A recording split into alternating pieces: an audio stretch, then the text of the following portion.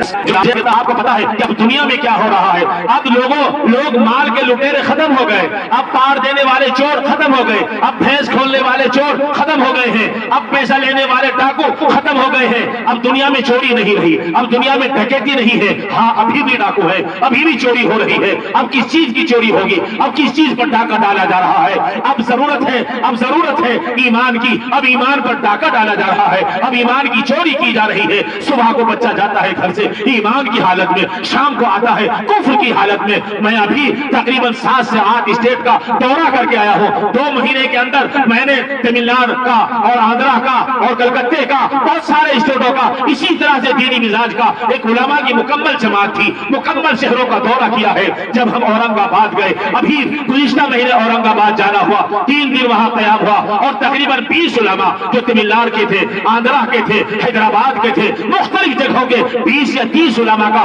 ایک وقت 16 دن تک مکمل اسی کار خیر میں لگا رہا۔ میری آنکھوں نے وہ منظر دیکھا ہے، میں نے بہت ساری چیزیں دیکھی ہے، اس کا ابھی وقت نہیں ہے۔ میں نے اس میں سے یہ بھی دیکھا، مفتی انیس الرحمان صاحب، میں ذرا سی آپ کو مثال دے رہا ہوں، تم کہاں سوچ رہے ہو کہ ساری دنیا یہی سی ہوگی؟ تم یہ سوچ رہے ہوگے کہ دین اسی طرح چل رہا ہے، تم یہ سوچ رہے ہوگے کہ مدرسے ایسے ہی چل رہے ہیں۔ ابھی ایک کارگزاری آئی ہے، پرسوں میں بیٹھا ہوا تھا علماء کی مجلس میں، ایک ڈاکٹر صاحب کہنے لگے کہ ہمارے ایک دوست کے والد کا انتقال ہو گیا، فون پر ان کو بتایا گیا کہ تمہارے والد کا انتقال ہو گیا ہے۔ وہ بچہ ہاسپٹل آتا ہے اور ڈاکٹر سے پوچھتا ہے میرے والد کی بیماری پر کیا خرچ آیا ہے؟ انہوں نے بتایا یہ لسٹ ہے، یہ تمہارا بل ہے۔ بچے نے اس بل کو پے کیا، کہا میرے والد کی باڑی کہاں رکھی ہوئی ہے؟ کہا اس کمرے میں رکھی ہے۔ کہا ابھی 2 دن میرے باپ کی باڑی یہی رہے گی، آپ اس کے مسالہ ڈال دیجئے، دوائیوں کو استعمال کرا دیجئے، مجھے اس کا روم کا لاک کر کیلی میرے ہاتھ دے دیجئے، چابی میرے ہاتھ دے دیجئے، مجھے 2 دن کا بہت ایمرجنسی کام ہے،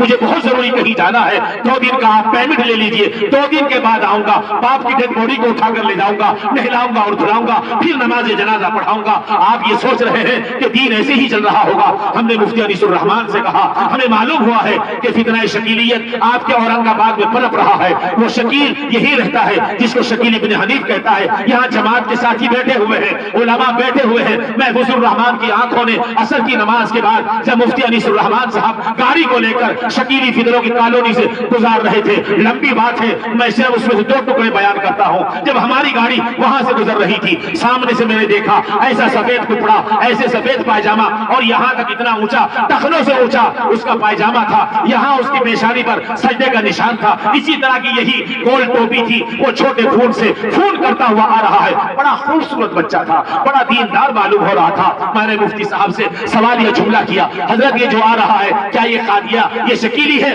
فرمایا ہاں مولانا یہ سب شکیلی ہیں، اور دیکھو 15 16 17 آدمی وہاں کھڑے ہوئے ہیں، ان کا لباس ہمارا لباس نہیں ہے، ان کا چہرہ ہمارا چہرہ نہیں ہے، ان کی ٹوپی جا کر کے دیکھو، ان کا پاجامہ جا کر کے دیکھو۔ ہاں اتنے سے بچے بیٹھے ہوئے ہیں جو کھیل رہے تھے، سارے بچوں کا اسلامی لباس جیسے ہمارے بچوں کا لباس ہے، بہترین چہرہ، بہترین لباس، بہترین پائجامہ، ایسا محسوس ہو رہا تھا۔ آج زندگی میں پہلی بار کوئی اسلامی کالونی دیکھی ہے، آج زندگی میں پہلی بار کوئی اسلامی بچے دیکھے ہیں۔ مفتی صاحب نے بتایا یہ سب شکیلی بچے ہیں، یہ سب شکیلیت میں فتنے میں ڈوبے ہوئے بچے ہیں۔ میرے بھائی تھانہ بھون میں قدم جمانے کی کوشش کی جا رہی ہے، پتا ہے آپ کو جلال آباد میں قدم جمانے کی کوشش کی جا رہی ہے۔ ختم نبوت کے ذمہ دار، تحفظ ختم نبوت کے شعبے میں کام کرنے والے مولانا نے نانوتا میں بلا کر محفوظ الرحمان سے ملاقات کی اور یہ کہا میرا آج پروگرام نہیں تھا، میں کئی مرتبہ آپ کے نام سے متعلق سن چکا تھا، آپ سے ملاقات کے لیے آیا ہوں۔ نانوتا میں قادیانی پوری کوشش کر رہے ہیں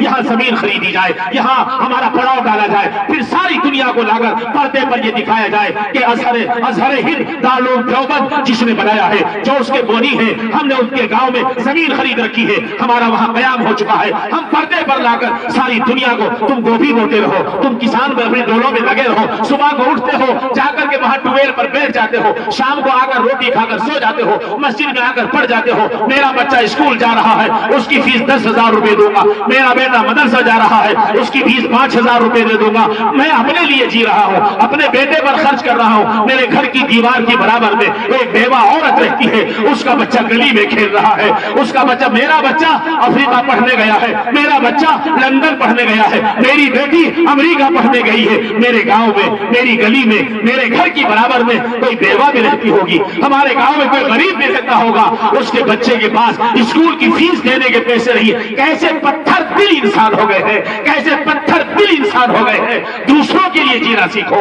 दूसरों के लिए जीना सीखो, अपनी औलाद के लिए जी रहे हो, अपने घर के लिए जी रहे हो, अपनी बीवी के लिए जी रहे हो, अपने बच्चों के लिए जी रहे हो। इस्लामी ये तहजीब नहीं है, इस्लामी नुक्ता नजर ये है ही नहीं है। हमसे तो ये सिखाया गया है उस गरीब का साथ दो, उस यतीम के सर पर हाथ रखो। अल्लाह का रसूल कहता है तुम्हारे हाथ के नीचे कितने बाल आ जाएंगे, नेकियां मिल जाएगी, गुनाह खत्म हो जाएंगे। उस गरीब से पूछो स्कूल क्यों नहीं जाते, वो आंखों में आंसू लाकर कहता है मेरे पास किताबों के पैसे नहीं है, मेरे पास बैग के पैसे नहीं है, मुझे आज टीचर ने स्कूल से इसलिए भगा दिया कि मेरे बस्ते में पेंसिल नहीं थी। स्कूल ने ये टीचर ने ये कह दिया तुम्हारे पास पेंसिल नहीं है, लिहाजा चले जाओ। 2 रुपए की पेंसिल की वजह से वो बच्चा गली में घूम रहा है। सुन ले, आखिरी बात बता रहा हूं, अगर तुम्हारा बच्चा लंदन और अमेरिका पढ़ रहा है और गरीब का बच्चा तुम्हारी दीवार के पास अनपढ़ है, तो लानत हो ऐसे मालदार पर, लानत हो ऐसे अफराद पर जो अपनी औलाद पर लाखों खर्च कर रहा है। ये बच्चे मेरे हैं, ये बच्चे हमारे हैं, ये सारा माशरा जो बिगड़ रहा है ये हमारा माशरा है। अपनी तिजोरियों के मुंह खोलो, अपनी काफियां उठाओ, बैंक में पैसा ले जाकर मरकर जमीन के नीचे दफन हो जाओगे। खोलो उनको और गांव का मोहम्मदपुर का सर्वे करो और एक घर को देखो कि पानी कहां मर रहा है, किसका बच्चा मदरसे नहीं जा रहा है, कौन सा बच्चा स्कूल नहीं जा रहा है। अब से 3 साल पहले मेरा भटकल जाना हुआ, मौलाना इलियास नदवी से पास बैठा हुआ था, कहने लगे मौलाना आप किस लिए आए हैं। मैंने कहा चंदा पत्ती के लिए नहीं आया हूं मौलाना, आपका निजाम तालीम देखने आया हूं, आपका तरीकाकार देखने आया हूं। मौलाना ने गाड़ी दी और ड्राइवर दिया और भटकल के सड़कों पर 3 दिन तक घुमाया। मैंने हर मकतब जाकर देखा, पूरी कारगुजारी देखी। भटकल का वो शहर जब आप जाएंगे तो आपको पता चलेगा, पूरे भटकल शहर में मौलाना 6 से 7 साल का बच्चा तालीम से बगैर जुड़ा हुआ पूरे शहर में मिल ही नहीं सकता।